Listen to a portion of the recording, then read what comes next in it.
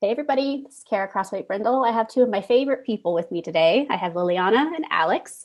We're going to talk about some of the challenges of private practice, as well as the perks, because I think this is coming up a lot, especially for students who are the new therapists into the field. So, hoping this will be a nice, real conversation, talking about the pros, the cons, and just connecting. It's been hard to do this through telehealth this whole time. So, Yeah.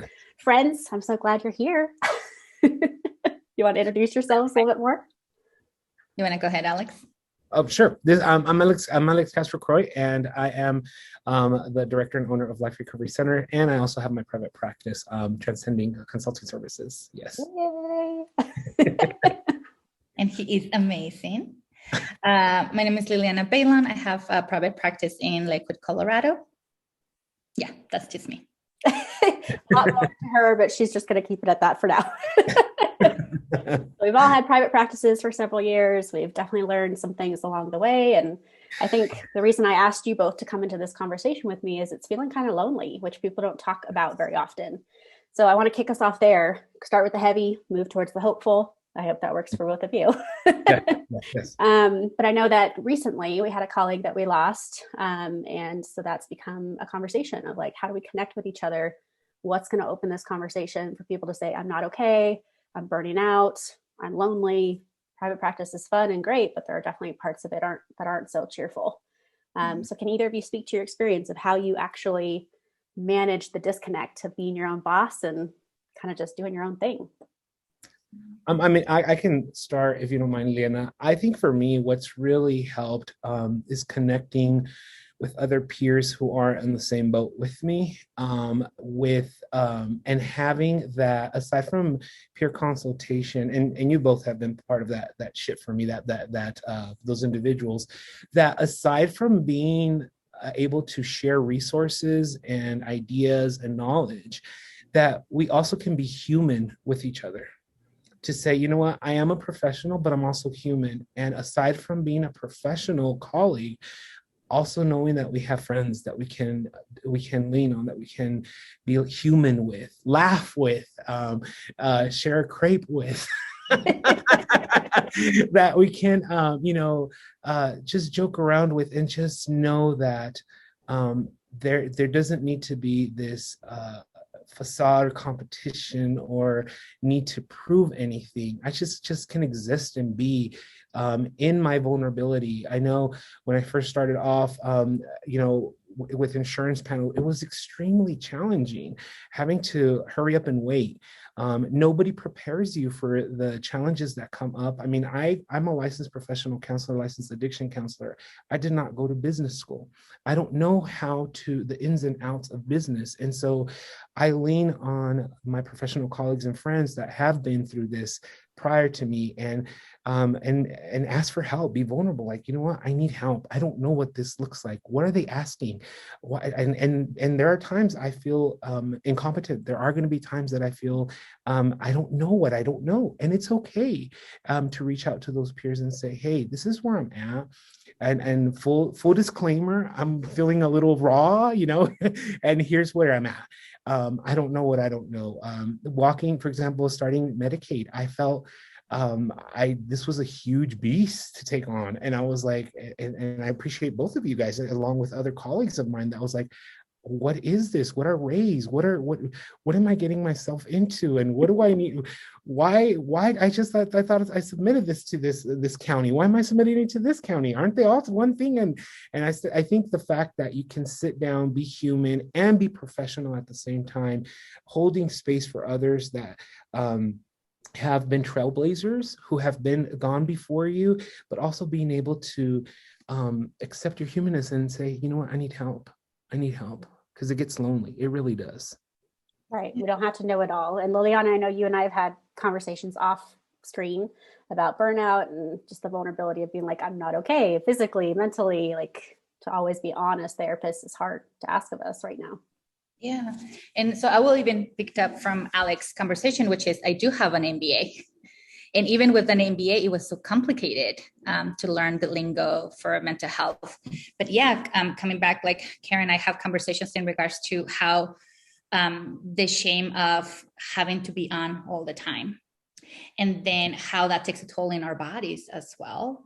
And then because we're supposed to have all the skills, then we feel like, can I share this part of me with colleagues? Can I truly show up and tell them, I'm not doing okay? And then if I do, what will you think of me? Will you still refer clients to me if I share this part of me? Can you disconnect those two, the professional and my personal? And the reality is that we're not good at it, right? We have this shame. We try to hide that part of ourselves. We're not congruent with that part. So I've been lucky enough that I have Khara and I have Alex, and I reach out to them and I shared, like, it's not a good week. And because I do not hold boundaries, and because I'm like, it's one more client that needs me, and I keep breaking that takes a toll in our bodies as well, right? So I call Khara and was like, this is what I'm dealing health-wise this week. Which is not good to like even admit, right? Because we have so much research telling us that when we don't take care of ourselves, when we want to be it for everyone, it takes it to a moment where we just can't, right? And then we're crying, our mood changes, we are very defensive, very reactive, and we're not even aware of it because we're just that's the only perspective that we have. Right. So what can we do so that we can talk to others and we can share this so they don't have to reinvent the wheel. They're not alone. All of us are feeling like this. The difference, I think, like with the three of us, is that we're texting, and we're texting not only, or we're calling each other, or we're meeting for breakfast, but not only to discuss work, but also like our personal lives. And then we are coming with memes, and we're sharing like jokes and stuff like that, because we also need to laugh. But I'm not sure that everyone is doing that.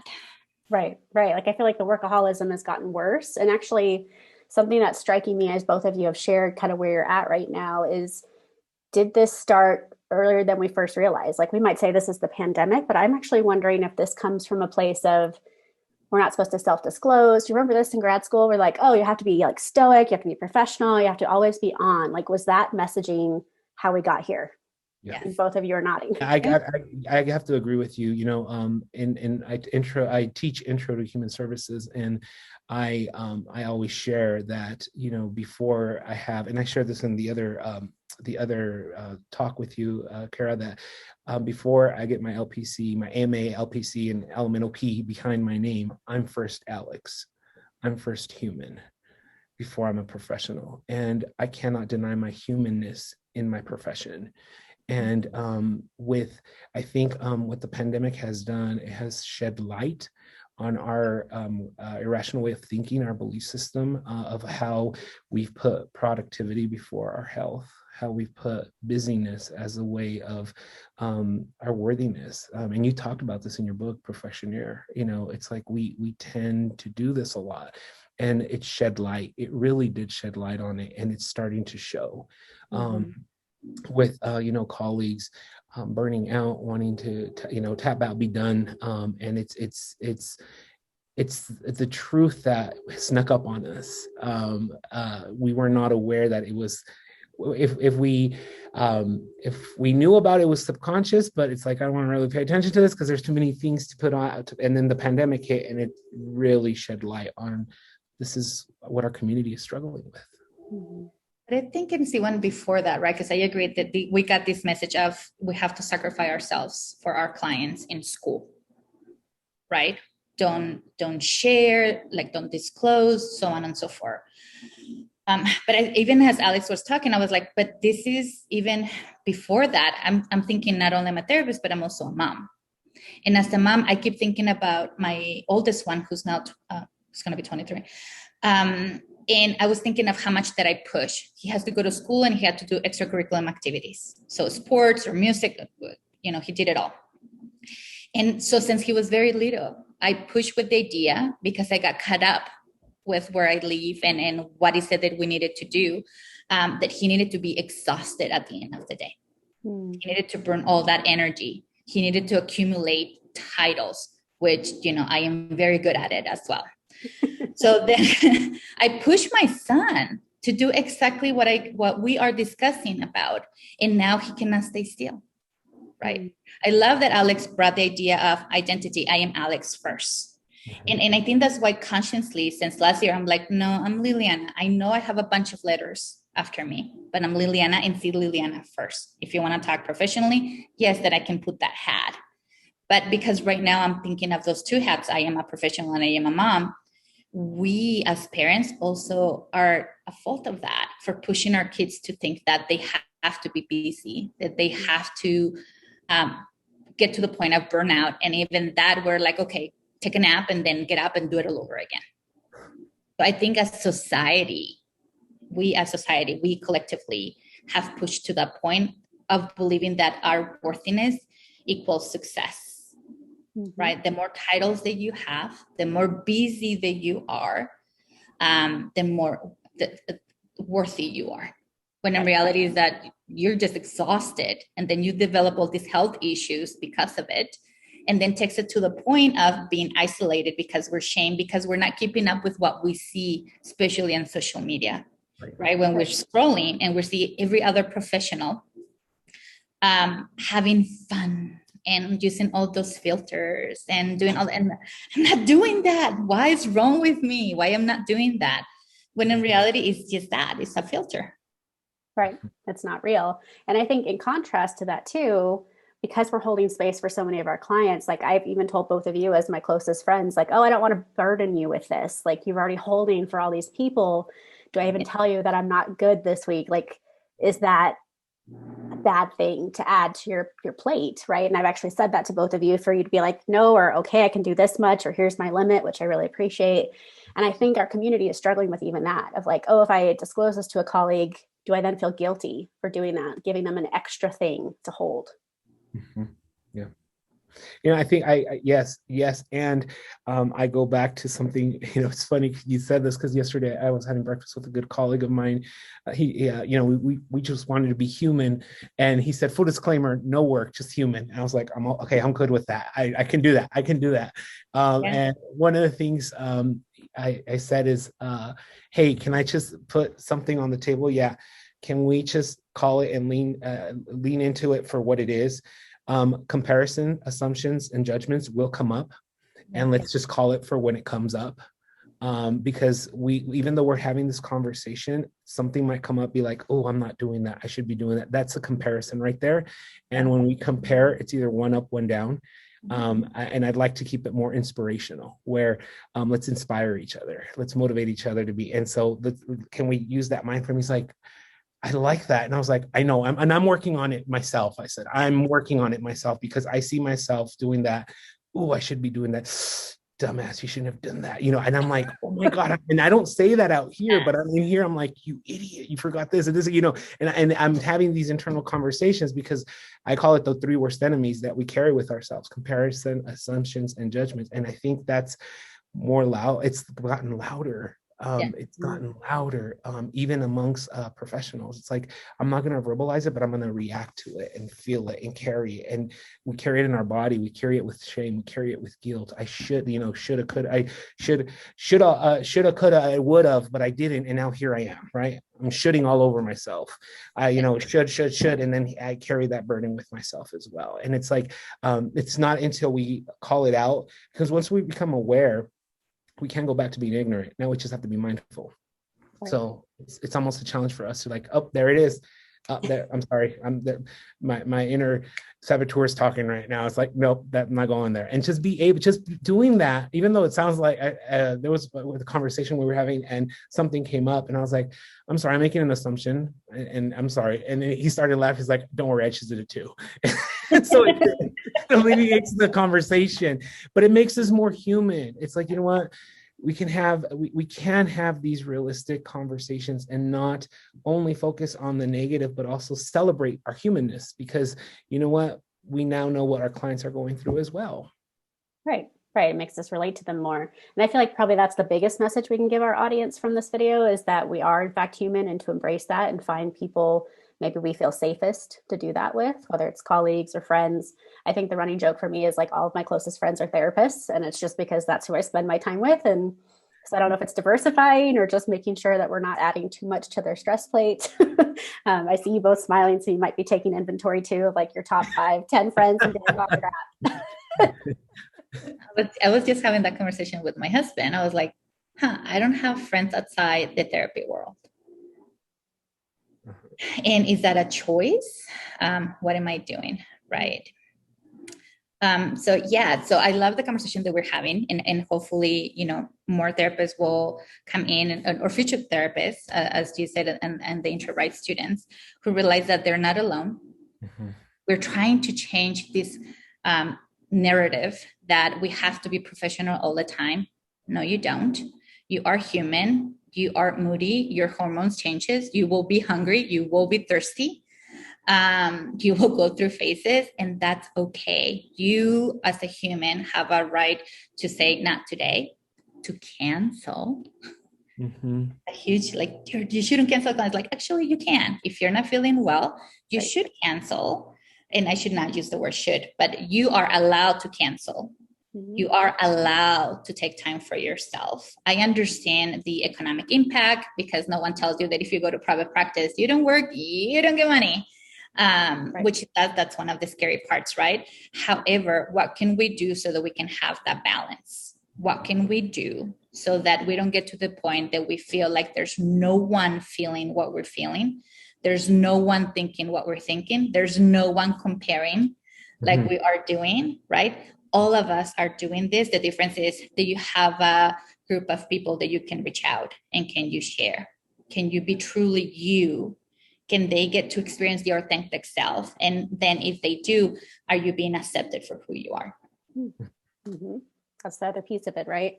So what's one tip each of like what we think this audience needs to hear to start this in the right direction, right? If they're relating to what we've said, they're in burnout, they're feeling vulnerable, they're feeling isolated, they're feeling lonely in private practice, or they're even thinking about private practice and have these fears, what's one thing from each of you that they can do to put them on the right path? I think one of the things that I stopped doing, and I'm feeling, and you both know this, I'm huge on if you work hard, play hard. But because of COVID, my plane has disappeared. I travel. You guys know, for me, is disconnect, leave that behind, because that's my self-care, and it has to be by water. I need to be by water. Something about being by waves, just sitting on the beach, on a lake, just seeing the sun down. If you're going to work hard, play hard, but play hard intentionally. Mm-hmm. Like Liliana said, turn off your phone, leave it off, put your message, that leave people in charge that are able to handle and manage that situation, but really disconnect. If you're going to work hard, play hard, and honor your emotions that do come up. You both know I had to take some time off to grieve, and I'm doing that actively, and say, you know what, today I'm, like Liliana said, today I'm grieving today. Okay, what does that look like? You know what, this afternoon I'm going to go for a walk, or this afternoon I'm just going to journal, or this afternoon I'm going to read something that really honors that emotion, and just be mindful. There's nothing wrong with that. That is honoring. I said this before, you can only take your clients as far as you've gone. And if you want them to practice self-care, if you want them to honor their emotions, it starts with us. It starts with this template right here. So and so I would say just be mindful and honor what you really want to do, and do it intentionally. Love that. I love that. Yeah. We hear that when you go to private practice, you are an entrepreneur, and no one prepares you for that. And every book that I have read about being an entrepreneur tells you that you have to work 18 hours, that you have to push yourself. That's not true. You can, but you're only going to get so far, because you're going to get burnout. The stress cycle is never going to finish. You're not your authentic self. And then you're going to end up like a lot of us, with a lot of health issues, which means that you're just working to pay medical bills. And that's not the ideal. So I will go back to what Alex said, which is boundaries are huge, but when we hear boundaries, we struggle with it as therapists. So I'm going to change it. Instead of saying boundaries, be intentional, which I'm going to stress what Alex said. Because actually boundaries is being intentional to what you want to do, how you want to do it, and what you want it to look like, feel like, right? When people come into my office, they tell me, it feels comfortable, it feels homey. And I knew that I wanted that. And I thought, great that I'm creating this sense for my clients. What can I do it? How can I do it for me? Right. So I'm intentional, not killing myself. I'm intentional, not comparing myself.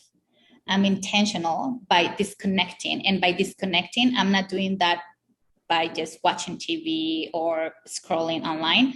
I'm forcing myself to walk out of the office or walk out of the house and just go for a walk. And when I'm disconnecting, I am not listening to audiobooks. I am not listening to podcasts. I am not listening to any of that. I am actually listening to music. Right. And so I'm intentional now. And it took me quite a bit of years to get here. And what do I want? What do I want my life? What do I want my practice? What do I want my health to feel like for me? So I will stress what Alex said, which is be intentional, which is we're talking about boundaries. Disconnect, but be very aware how you disconnect and what is the purpose of it. Be vulnerable. I do believe in disclosure because I believe that as humans, we connect to stories through narratives. Mm-hmm. And then be mindful on what is it that you want to do, right? When you get up, how you're going to start your day. Are you going to start your day by scrolling through social media, or are you going to get up and stretch, go for a walk, shower, right? A lot of times we were talking about like today, like I just got up and rush here. Like, are you going to shower? What are you going to do? Are you going to eat breakfast? Right? Are you going to hydrate today? So forget everything that everyone tells you in regards to what you should be doing. Read, ask questions in regards to what's going to work for you, and then be intentional about it. Right. I love that. There's almost like this bridge of intentionality, self-awareness meets entrepreneurial spirit is what I like to call it. Because we don't know how to run a business, or most people coming into the therapeutic space don't have that background. So I would say as my tip for our audience, kind of bridging both of your tips of intentionality, boundaries kind of work, is set your ideal schedule. Like start thinking now, even if it's not possible from an economic or financial standpoint, what is the ideal schedule down the road? When I see our colleagues say, I want to see 25, 30 clients a week, I'm like, no, thank you. But that's what we're taught, right? We come right into private practice is full is 30 clients, 35, 40. And I know all three of us have worked really hard to have days of admin or days of play, or here's our schedule condensed down to 3 days. So I almost feel like that's what I want people to start thinking of now, because it might take a couple of years or 6 months to think about, like, am I a morning person? Do I want to see clients in the morning? Am I an evening person? I want to see clients only in the evening. I see both of you nodding because I think you've worked really hard to get your ideal schedule. And I know it took work. It's not like tomorrow. No. So I think that's my tip for our audience is intentionality with your schedule even. Don't just take it all on and then you're burning out. Yeah. Yeah. Does that resonate with both of you? Oh, yeah. Definitely. And also know that you can change, modify it. It's okay. Things happen. I need to change. And that's fine. And eventually clients, if they feel a genuine, authentic connection with you, they're going to be like, oh, don't worry about it. Yeah, they'll adjust. Yeah, exactly. And thank you for bringing that up, because I feel like we compare to other therapists, and especially when you're starting, you feel like you have to do all odd hours and you have to do it all. That's not true. People who like you, they're going to come for you and they will follow you wherever you go and whatever time frame you choose. If that's a priority for them, they will make it happen. Right. Now more than ever, now that we're doing telehealth and there's some other things that have made that quote unquote easier. Yeah. But I agree. I've had that experience as well, where it's like, oh, I'm narrowing down to like Tuesday through Thursday. So now these are my times I have available. And yes, there might be an exception, but I think when people are like, I have to work Monday through Friday, 8 to 5 or 12 to 8 o'clock at night or whatever it is, like, I don't know. I feel like my students right now are already doing that. I'm like, oh, can we nip that in the bud? Like, you're just working at all hours and telling me you have no time to do your paperwork. Lo and behold, because you have so much going on, then you need to have a life. Yeah, I was gonna say, which is exactly when we start, right? And when you mentioned like 25 clients, 40 clients, and I was like, and what about paperwork? Because that's just the clients. Case management, you know, all the things. Oh my God. Yeah, no.